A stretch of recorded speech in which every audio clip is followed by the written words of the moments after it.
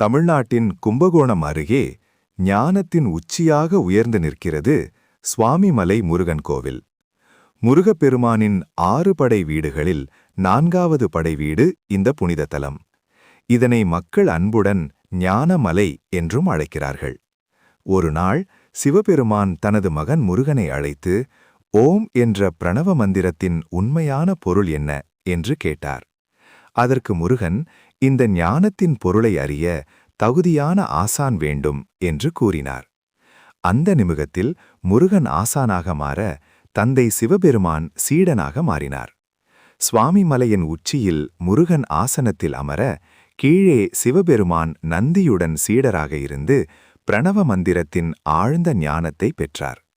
மகன் தந்தைக்கு ஞானமளித்த ஒரே தலம் என்ற பெருமை சுவாமிமலைக்கு கிடைத்தது. அதனால்தான் இங்கு முருகப்பெருமான் சுவாமிநாதன் என்று போற்றப்படுகிறார்.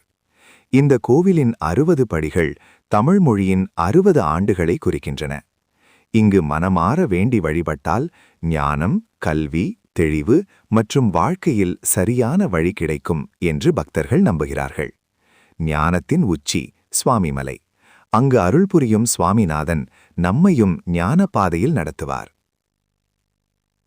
மேலும் ஆன்மீக தகவலுக்கு ERA டிவைன் நேஷன் சேனலை சப்ஸ்கிரைப் பண்ணுங்க.